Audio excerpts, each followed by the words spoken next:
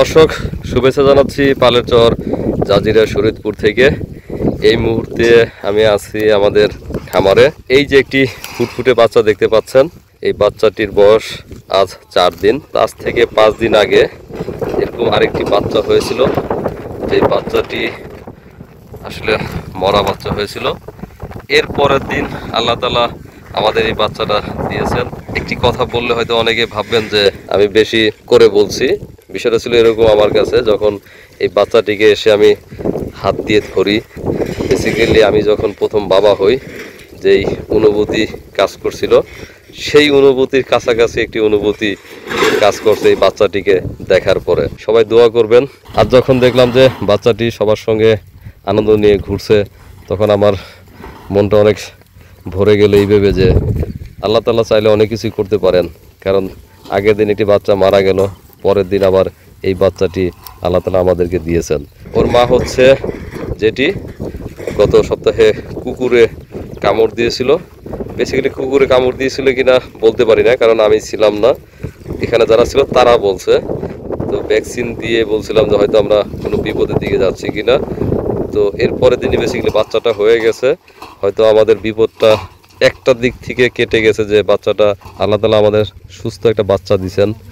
কিন্তু ওর মায়ের অবস্থাটা কি হবে আমি জানি না। যদি কুকুরে কামড় দিয়ে থাকে তাহলে সেই ভ্যাকসিন দেওয়াটা ঠিক আছে, আর যদি কুকুরে কামড় দিয়ে না থাকে তাহলে হয়তো এর উপর খারাপ প্রভাব পড়তে পারে। আর ওই পাশে দেখছেন আমাদের ঘর আনা হলো আজ। গতকাল আমরা আসলে কাজ অসম্পূর্ণ রেখেই চলে আসছিলাম, কারণ প্রাকৃতিক দুর্যোগ ছিল। নদীর ওই পারে ছিল আমাদের ঘর। আজ এই আমরা সবাই মিলে আবার এই ঘরের বাকি টিন কাঠ খুঁটি যেগুলো বাকি ছিল সব নিয়ে আসলাম। বেসিক্যালি আজও সন্ধ্যা হয় ঘর বিশাল ঘর, 60 হাত ঘর। তো যেই ঘরটি একসঙ্গে আনা আসলে আমাদের জন্য কঠিন ছিল। কিন্তু গতকাল বৃষ্টি না হলে, গতকাল লোকও বেশি ছিল, আমরা হয়তো 15-20 জন ছিলাম। একটু সময় পেলে কালকেই ঝামেলাটা মিটে যেত। তো কাল ঝামেলা মিটেনি, আজও কাজ করতে হচ্ছে।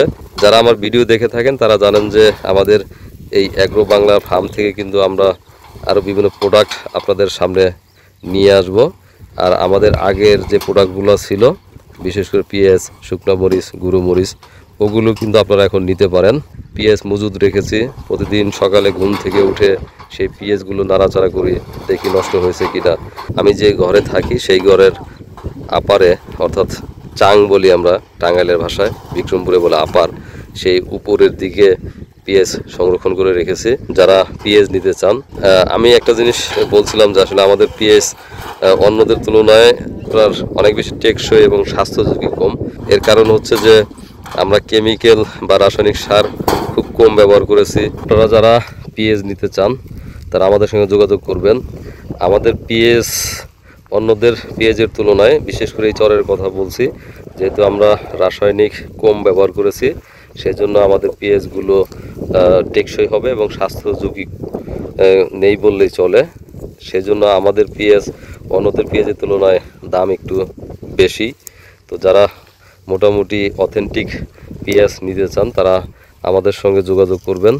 তাহলে হয়তো একটু দামে বেশি হলেও এই পেঁয়াজ আপনাকে স্বাস্থ্য ঝুঁকিতে ফেলবে না। সেকেন্ড হচ্ছে আমাদের মরিচের গুঁড়ো আছে। অনেকদিন কাজ নিয়ে ব্যস্ত থাকার কারণে প্রোডাক্ট নিয়ে কথা বলতে পারিনি। যারা শুকনো মরিচ কিংবা শুকনো মরিচের গুঁড়ো এবং পেঁয়াজ, কালিজিরা এগুলো নিতে চান তারা আমাদের সঙ্গে যোগাযোগ করবেন। আর এই যে দূরে দেখতে পাচ্ছেন ওরা কাজ করছে। বেসিক্যালি গত কয়েকদিনে অনেক খরচ করে ফেললাম। আমি দিন শেষে হিসাব করে দেখি, যদি গত 3 দিন চিন্তা করি, আমার মনে হয় 3000 টাকা শুধু গেছে আমাদের অটো রিক্সা ভ্যান ভাড়া। এত দৌড়াদৌড়ি করতে হচ্ছে। এই যে এখন সন্ধ্যা হয় 5 জন লোক কাজ করছে, ওরা 4 জন, আমি ছিলাম, জামাল ভাই ছিলেন। তো এই যে 4 জন লোক সকালে হয়তো নাস্তা করাইছিলাম, দুপুরে আবার হালকা নাস্তা আনাইছি, কিন্তু এখন ওরা খেতে পারে নাই। আসলে সবাই অক্লান্ত পরিশ্রম করে যাচ্ছে। তো এই কাজ শেষ করে হয়তো হাত মুখ দিয়ে ভাত খাবে।